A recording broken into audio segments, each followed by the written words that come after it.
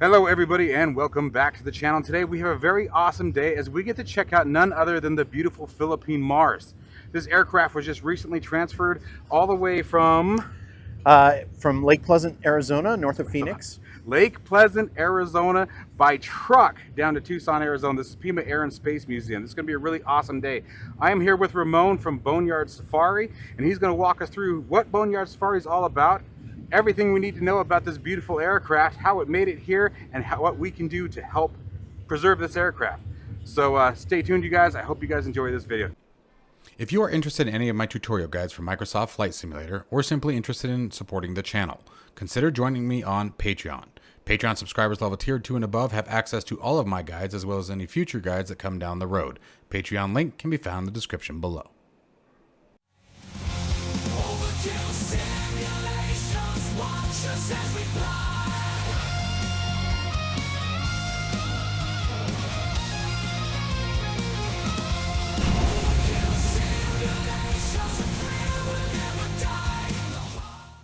All right, so Ramon, tell us about Boneyard Safari. Well, Mike, Boneyard Safari is an aviation preservation organization, and our big focus is keeping aviation history alive. We've developed from just historical side over the years to more of an aviation concierge. So we get a lot of different calls for a lot of different projects, and then over time we realized, hey, we have the resources, or we know the resources to make stuff happen. And so that's why you see a flying boat now sitting here in Tucson. And the beauty of that is over time, we've really made a lot of contacts and a lot of networking. I'm sure, especially something like this. Yeah. So first, where did the aircraft originate? What's the history behind the Philippine Mars? I know there's 4 different Mars aircraft, right?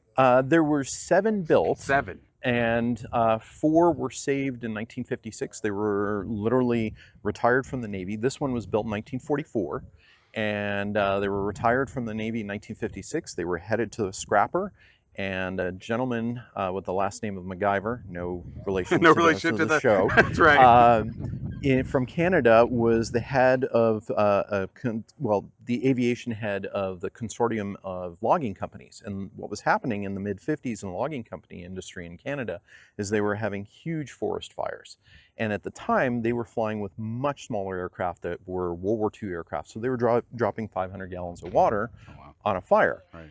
What they realized is they could put 6,000 to 7,000 gallons of water in a fire. So this was a fire bomber? Yeah, it was a fire bomber. Wow, I did not know that. Yeah, so okay, cool. She went from World War II service, post-World War II service, moving cargo, moving troops and people across the Pacific, across the Atlantic, to her second life, being saved off the scrapper pile to becoming a fire bomber. And with dropping 6,000 to 7,000 gallons of water on a fire in just one pass, they were able to knock out 80% of the fire in the first day. Wow. Which was night and day compared to knocking out 10%. Yeah, exactly. So she got a new lease on life. It was her and 3 of her other sisters.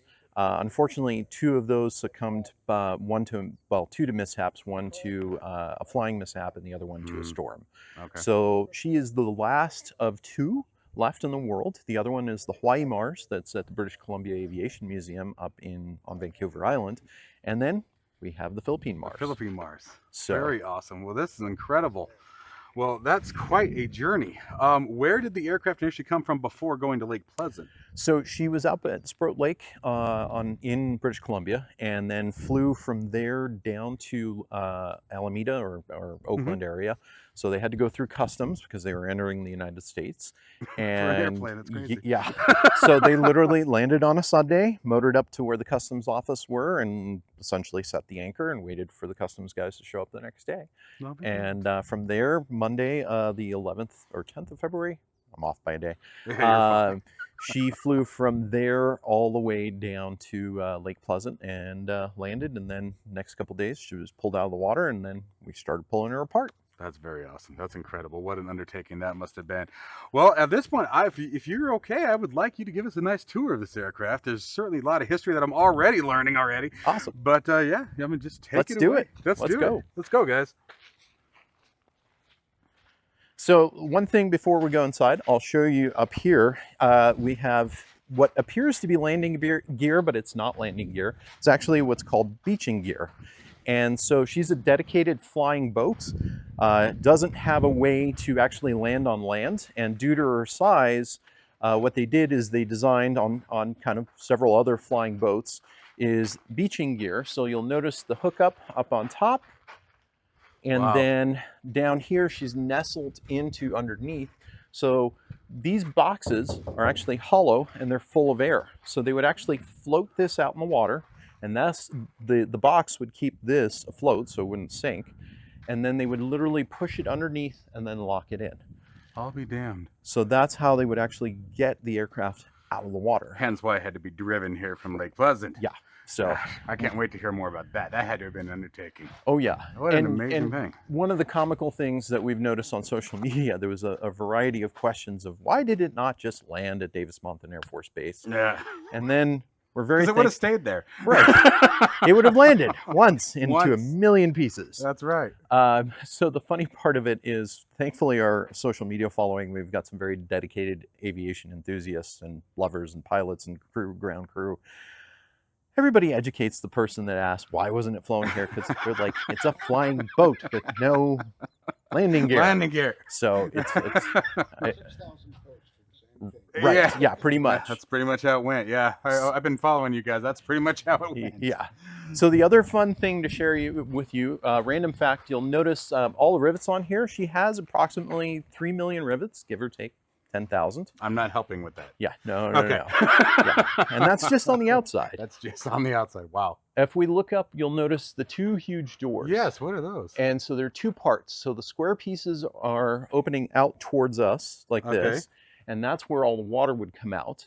Ah. And that was secondary from the original build. So she dropped from the side. Yeah. How weird. And then she actually picked up from here. She had what's called ice cream scoops that would drop down when she was in the water at doing about 100 knots.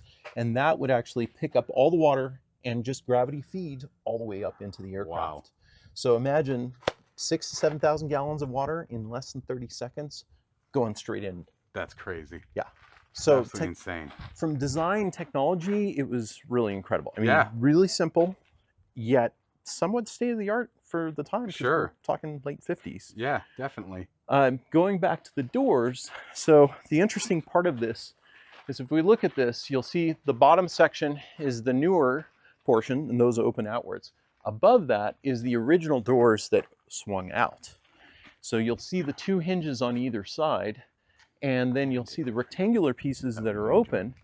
And those, when the water was filling into the space, the rectangular pieces would pop open to vent the air out. If you look way up, you'll see some more vents right at the bottom Right of the wing. underneath the wing there. And this was a really basic system. They had one person somewhere back in the plane looking out for one of the portholes, and they would look, and as the water filled up, the air would be pushed out, and they'd know the tank was full when the water started coming out from under the wing. Wow. Yeah. That's crazy. Yeah. I mean, Simple. it works. Yeah. Keep When it was simple, this right? Converted to aerial tanker. About 1960, 61. So right in that time frame. So Early 60s went from cargo to fire bomber. yeah. And how long did it remain in service as a fire bomber? Till about 2007, 2008. Wow, that's a long And time. Yeah, it's a long time. 49 years. Yeah. I'll be damned. And so the Wow. interesting thing, her sister, Hawaii Mars, they were repainted into a red and white scheme. So Hawaii Mars had a red tail and Philippine Mars had a white tail. So when you see all the videos, whatever platforms, YouTube, wherever else, and you see the two of them sitting together, you can always know Philippine Mars had the white tail and Hawaii was red. I'll be damned. So, Very cool. which I had to learn because it was going through the history side. I'm like, which one Yeah, which one right. is that? So, and the other kind of funny part is every once in a while you look around, you'll start seeing little bits of the red paint. So you can see it right there. Yeah, I at was the wondering bottom what of the door. that was. So Yeah. if you guys can see that. There it is. History is still left on the aircraft. Very cool. Too cool. And how many total gallons of water will it hold? 6,000. Yeah, 6,000 to 7,000, depending on how they were scooping, the amount of fuel they have, the environment, if it's hot, not hot. So, and we'll see that when we get upstairs. It's pretty cool. They've got a chart in there, and it's night and day. So, and before it gets hot, let's go upstairs. Yes, absolutely. So what we'll do, Mike, is we go up the stairs and we'll go to the right and you lead the way. All right, guys. I get the first steps. That way if somebody falls, it's me and they know it's safe. What? Don't fall, bro. Yeah, this would be a rough time to fall, wouldn't it? All right, here we are. First steps inside the Philippine Mars, guys. This is cool. It's not there anymore. And I was like, you might know what it is.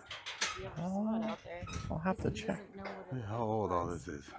I'll have to check. Oops, sorry. So the fun part, we're aboard the Philippine Mars now. And the fun part of this is she's a double decker, 2 stories. And on the lower section, we look around, it's a boat. Yeah. So we got watertight hatches. This is a hatch that comes down, locks in, watertight. We've got portholes. We got another hatch. Is right here. Sorry. You're good. It went somewhere. No, it's If we actually. had one, it would be there. Yeah. So again, watertight because you're on a boat, and the last thing is you get water in here. You don't want it to sink your boat Sure. quick. I heard that could be a problem. Oh yeah, yeah. Maybe once or twice, Titanic. Yeah, that's right. Anyway, so with that, we're gonna go upstairs, and it's time to go see the plane. So after you. After me, here we go again, guys.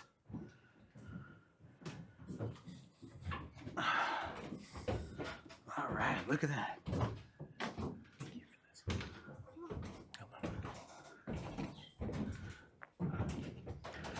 So the cool part, I'll take you back Yeah, here for a second absolutely. here, is walking back to the stern, or the tail actually. So if you walk back there, you can see the white control surfaces, or the arms that are above you. Those are the control surfaces, or the arms for the control surfaces. Say that 3 times fast.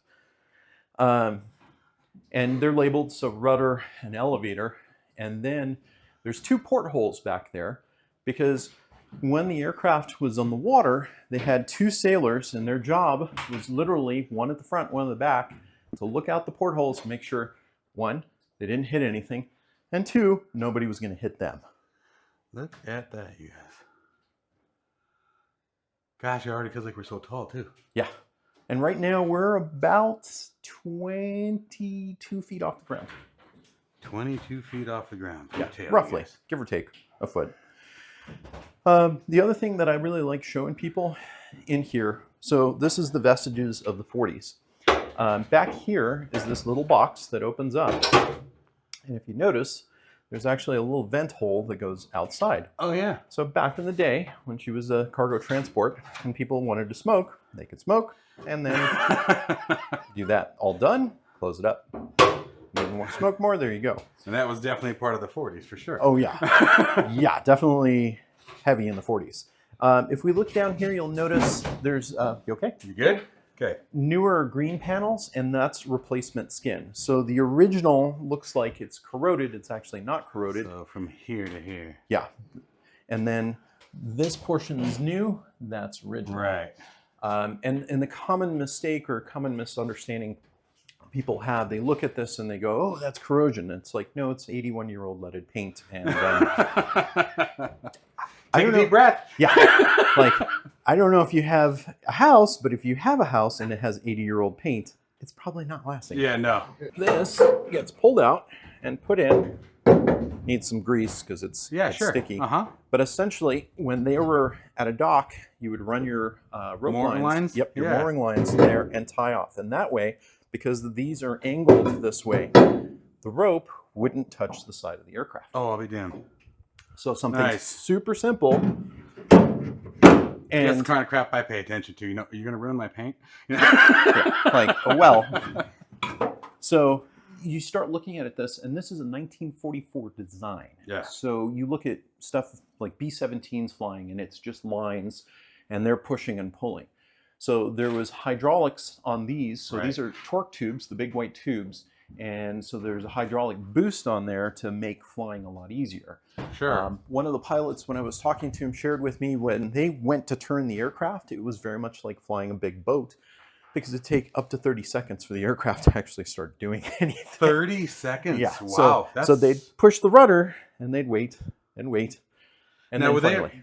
they wouldn't use like counter torque when they're in the water? Well, in the water, that was Or different. asymmetric, excuse me. Yeah, so You in the know. water, they actually used number 2 and 3 engines to maneuver around. Oh, okay. Yeah, so And that's still 30 seconds before you get kind of response on well, turn. but flying is we're not talking about on the water. We're talking Whoa. about flying. And it would take 30 seconds for it to start turning. Yeah, up to. Yeah. So, yeah, take a little Wow, bit of time. that'd be like terrifying. I can it's- see a lot of situations where that could get, and it was a fire bomber with a 30-second Right. delay. Wow. Yeah. And Wow. that was generally when they were full of fuel, full of water, full of Sure. everything. It was like, okay, we're going to move. Now, was Soon. was that the response time to the controls, or was that the controls were too small for the aircraft? Response time with the controls and then the aircraft in So itself. both. Okay. Yeah. Okay. So, yeah. All right. so- well, very interesting. Yeah. Going that way. Going forward, we're going to go up here and then turn around and go back downstairs. So this area was for both passengers and litters. So World War II, after World War II, they actually had stretchers in here, or they call them litters, and they had beams so they could get guys in here. And the prototype of this aircraft actually was used in 1945, the Battle of Iwo Jima. Oh, wow. And what ended up happening was one of the early stages of aeromedical evac, because what was happening is the Marines and sailors and anybody that was wounded on shore was be brought off to a ship, treated, and then they could put them on the prototype of this aircraft, so it'd be identical to this, and then fly them all the way back to Hawaii. Wow. So within 36 hours of taking flying shrapnel, hospital. so shrapnel, a bullet, whatever else, they were at Hickam getting That's amazing. high-level care. It's actually, I mean, certainly large enough aircraft for that. Yeah. Wow. And the biggest thing is it had the range to get there. So now, if we go forward, we're right behind the center wing box. And that is essentially the strongest point of the aircraft. So it's like the chassis on a car. So that's the center wing box. You can actually crawl through up front. Wow. Look at this, guys. This is the crawl space. And then you could climb out on the wings and then into behind the engines. Wow. And then there's a separate area. So this is the trailing edge. So it's the back end of the plane. All right, guys. Who wants to crawl in there? I'll send my nephew all the way to the end of the tip. Nicholas, you want to crawl on a wing? No, No, thank you. it's not like That's the amazing. ballistics. You can't walk. No claustrophobia issues in there, right? Right. So now the really, really cool thing, there's a handhold right here. So if you're game for it, if you want to climb up, grab that and you'll get the most amazing view from on top of the aircraft. Oh, Oh, yeah. Watch out for that. where? The handhold's right there Take that to your second. left. Oh, there it is. Yep.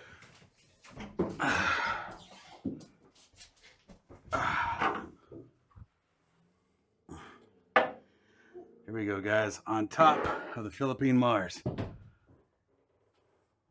Wow, you are up there. Yeah. Yeah, you're up there. So the torque tubes that I mentioned, again, these are the white. So this is controlling the rudder and the elevator. You And said that- they were labeled, right? Oh, elevator. Yep. There it is. and they actually go through, connect up into here through the center wing box. Hold that. That is too cool. The other thing to talk about rivets, if we notice the little light coming through all these Yeah. holes, so they had to de-rivet all the leading edge, the trailing edge of the wing, and so they had to drill out about 10,000 or so rivets. Oh my gosh. Which means then putting 10,000 rivets back in. Back in. Yeah. Yeah. All right. So where are we now? So we're back downstairs and we're moving forward. As you can see here, there's a space in the caution tape, which is really great, and I keep hitting my head and it doesn't work. Yeah. So a couple things to show you. These were actually, when they needed to do maintenance on the engines, were hooked onto the leading edge of the wings and next to the engines. So they actually pivot right down here and they would hook on to the leading edge of the wing. So if they needed to do any maintenance on the engines while sitting in the water, they would put those out and then walk out and repair the engine. So if you drop a socket, it's at the bottom of whatever you're sitting on. So Now, so they would walk on these? the crew, yeah. crew, So okay. you can see there's a bit of non-skid right down in here. Okay. And the funny part is these were actually stored in the wings upstairs. So there was That's so cool. Yeah, there's a hatch up on top of the wing. You open that hatch and these would go in there. Now, where was the fuel stored on this aircraft then if these were stored in the wings? We're standing on the fuel tanks. Oh, all center line, huh? Yeah, so between this hatch and that hatch up here is about roughly 12,000 gallons of fuel. Wow. And so there was 2 tanks out on the wings, 500 each, and those were the ready tanks that just kept the engines running. So the fuel would be transferred from these tanks because it actually to the wing tanks, yeah, to the up engines. there. Yeah. Okay, so And the engines only fed off the external tanks, yeah, or the wing tanks. Yeah, the wing tanks. And this also acted as ballast when she was in the water. That makes sense. So now, did it ever dual cause role. a problem? Like, for example, emergency landings shortly after being refueled. Did they have to dump the fuel?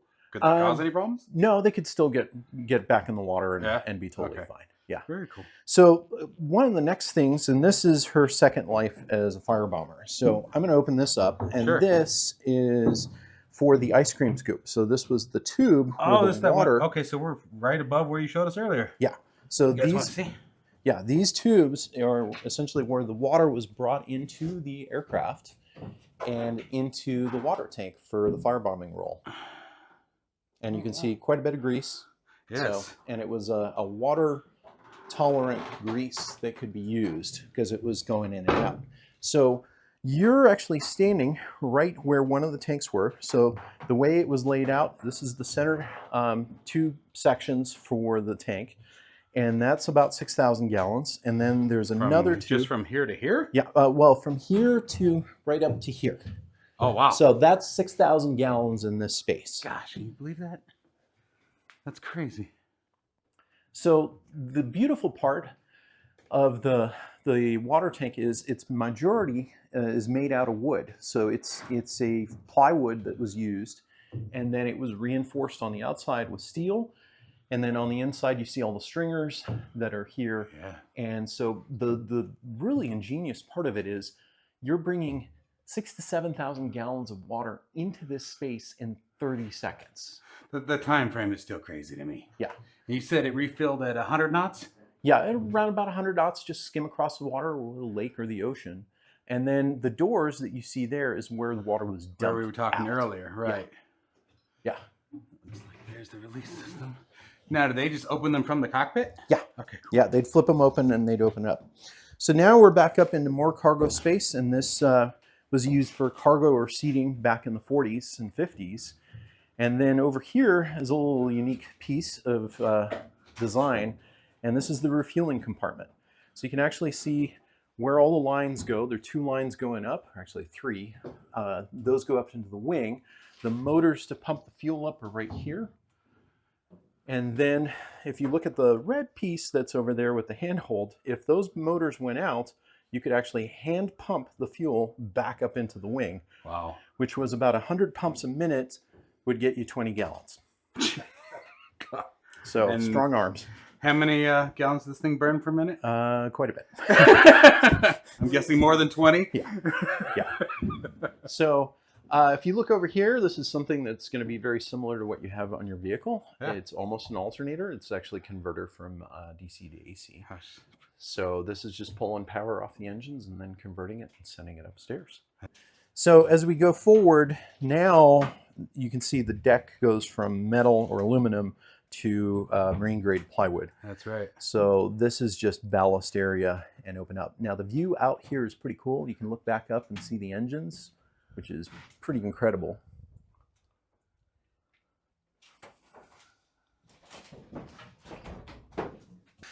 So one of the crew, when they were on the water, would be up forward, and their job was not only to be spotter, but actually tie off. They needed to tie off on anything. And this, I like to say, is your Titanic moment. What are the engines? I'm gonna do it. 3350s. Yeah. Wow. It's warm. Yeah. But wait, it'll get better when we get upstairs. So we are literally the very tip of the Philippine Mars. With you, and I'll get out of You're this good? spot. No, you're good. You're good. This is the 100-pound anchor. So here's another hatch. This would get opened up, and that anchor would get tossed out the side, and that's how they would actually stay anchored in the water. Hopefully without hitting the skin on the way out. No, so this boom that you see here would be placed right in that slot, and it angles way out, and then the anchor line, as you follow it, goes right to behind you. So there's the anchor chain line. No chain, just line. Yeah. And then you start looking at stuff. So like this is for the rudder. So Oh, wow. we see that Right move. there. Oh, whoa. Yeah. And then if you're looking, you can Yeah. see into the flight deck up there. Yeah. Go ahead. Hey, get that shot. You got it? And then I'll move it because you can see, you should see the pedals move. Yeah, cool. Now is time to go back in time to 1944. Was that 61 years in the past? 62? Look at that.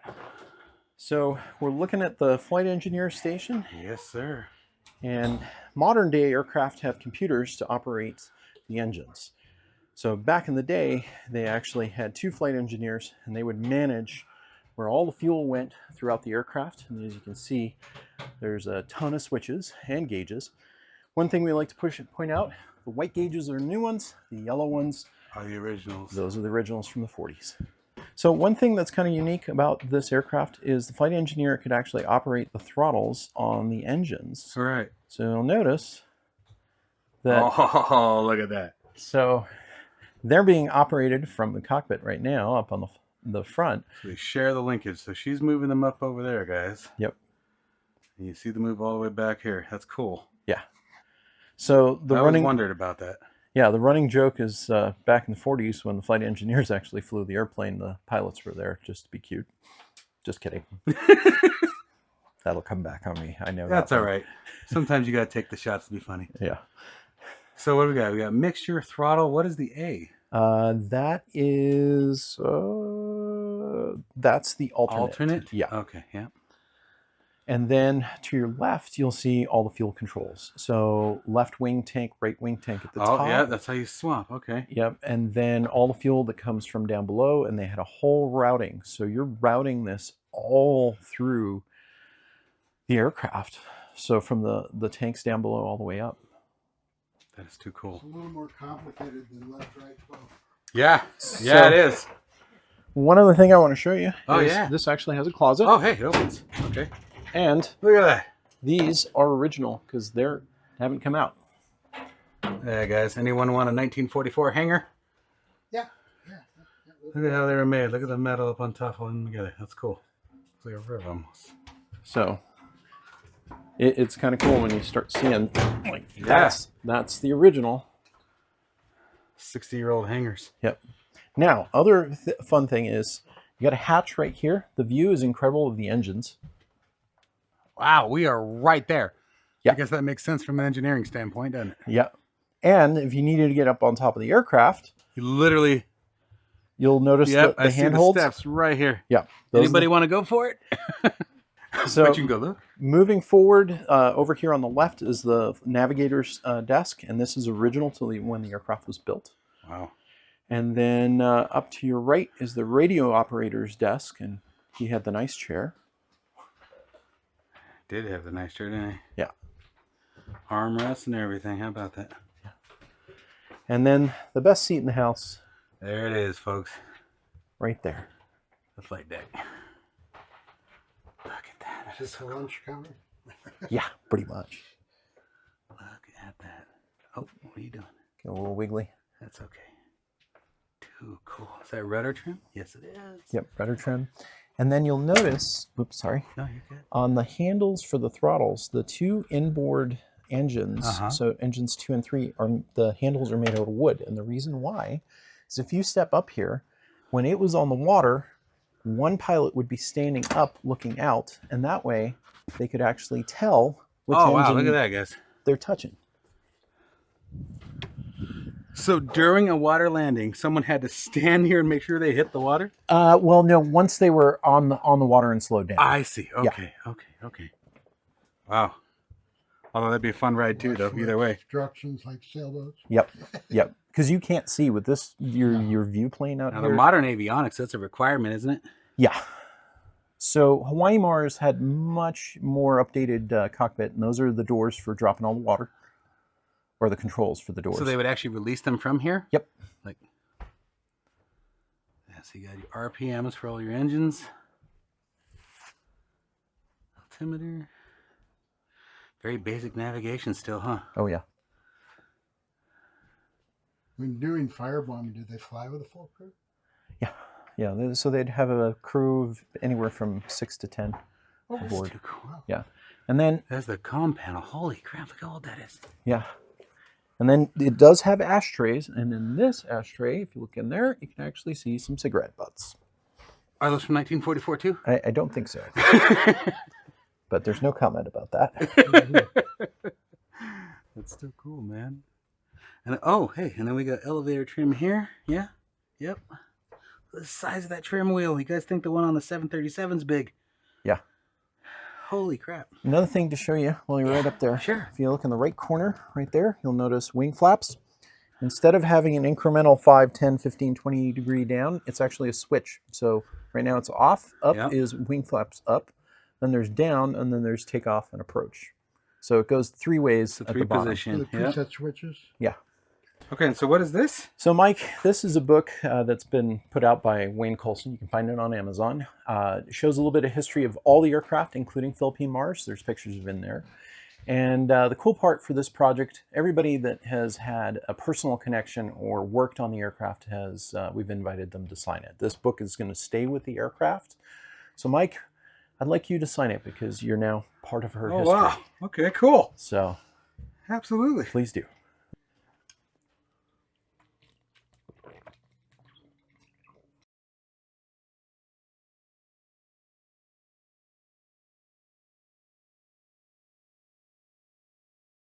All right, so we are going to go forward. We're under the wing right now. You can see both engines there. Gosh, it is so high One of the up. interesting things is her original design. If we look back at the doors, and here's now her cargo and water bomber doors. If you look up, you see a vent, and you see like 2 pieces of metal going along, a lot of rivets in between. Yeah. So she actually had a track that went out and had a dolly system for a hoist that was anchored inside the aircraft. And so the hoist would slide out, pick up any kind of cargo or the beaching gear, and bring it back inside the aircraft. That is So cool. really unique system. Didn't affect airflow, but yeah, there was the rail system right there. So and the it would wing go- could like be over a loading dock and they'd pick it up and bring it into the aircraft Yeah. like that. Yeah. That's too cool. Yeah, which is brilliant. And part of really that, is. was because the design and the thought process is these aircraft would go out to islands in the Pacific or islands wherever, and oftentimes they didn't have landing facilities or a dock.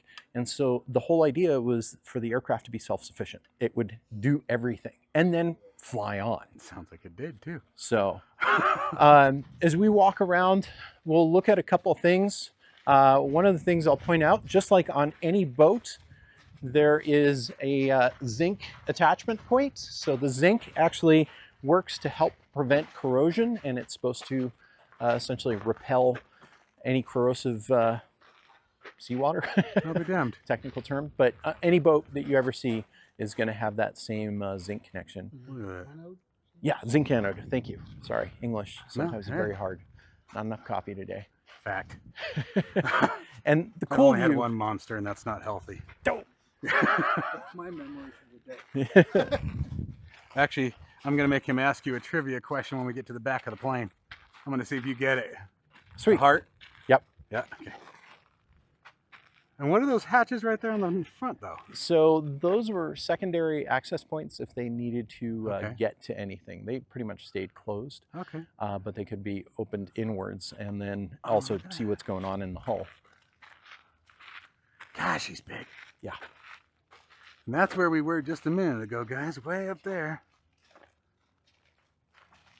That is too cool. No, This you're good. up. You're good. All right, lead away, Captain. So that's one of the hatches where they could climb it up Right. and in to the aircraft, and you can see the hatch where you stuck your head out is right up there. So Oh, you yeah, can see there the it grab is. handles and so they could climb up on top of the aircraft. Gosh, that'd be a long fall. Yeah, and hopefully in the water. Yeah, exactly. And then, yeah, it's quite incredible when you start looking at the design of this. It's very much a boat. And then Yes. this is the hull. And then again, similar kind of thing. There's hatches up in the tail.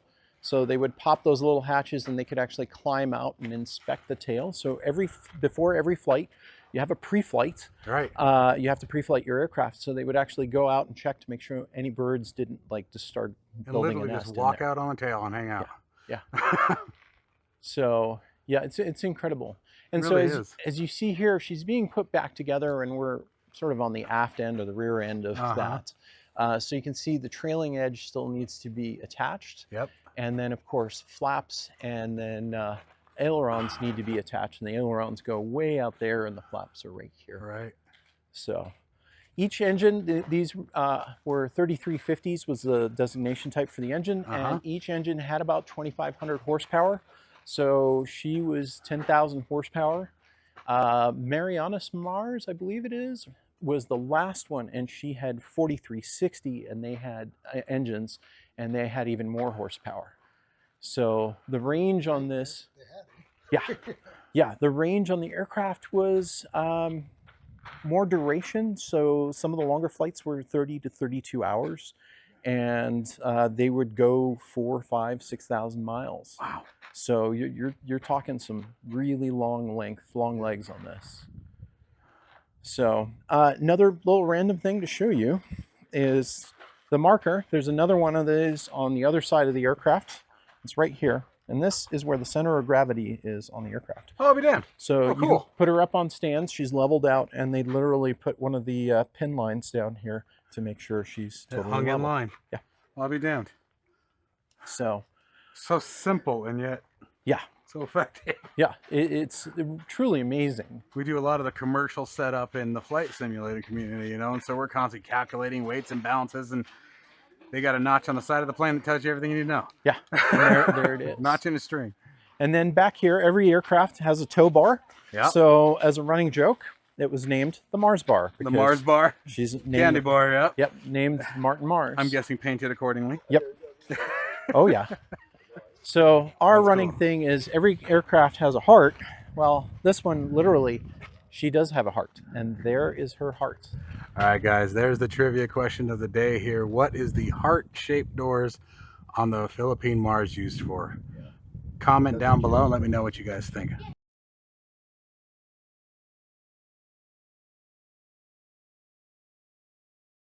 Kit. You pull this out, and that's how they would literally untether from a buoy that they were tied to in the water. Well, I'll be damned. Yeah. So that hatch is I'll just be damned. to untie from whatever they're tied up to, a buoy or whatever else. Well, yeah, that does make sense. And then you can see the portholes. There are hatches on this thing everywhere. Oh yeah, the portholes for where you looked out the back. Yeah. There they are. There's the vent for the smoking station. So if you wanted to That's have right. a smoke. And then there's another air vent right there. So you see all the portholes and all the little spaces. It's a maze, Yeah, you know. yeah. And then here, I'll show you one other thing, which is kind of cool. Back here, we'll look at the plane.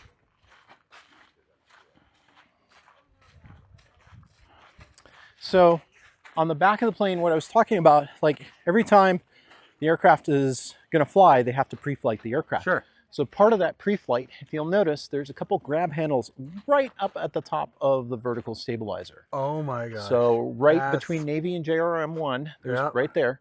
So if you look down next to Navy, there's a rectangular piece that seems to be open. Yep. And then you'll look down, there's a couple more.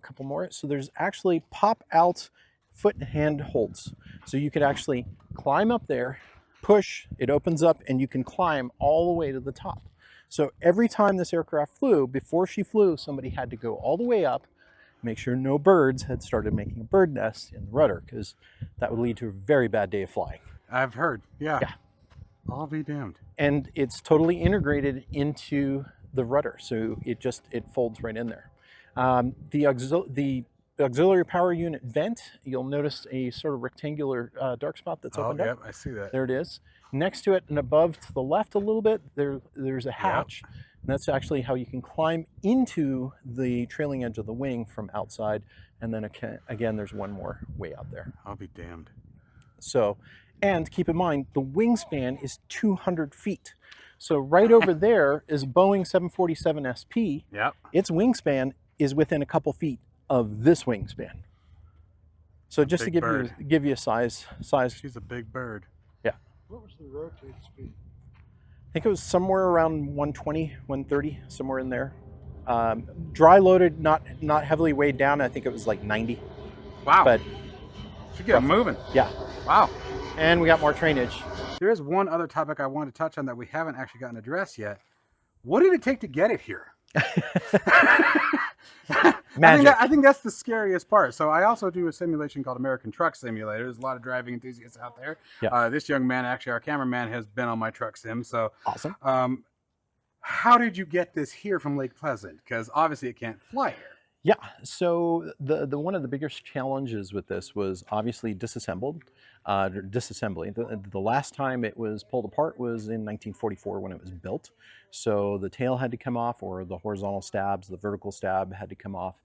Outer wings, pontoons had to come off, engines had to come off, center wing box came off, and then from there, Southwest Industrial Rigging did an amazing job with their incredible trailer that they had, putting it on there, and then we had a 6-day journey from 6 days. I was curious about that. Yeah, could you only drive at night? Yeah, only at night. So our earliest time we could start, and some places was 9, sometimes it was 10.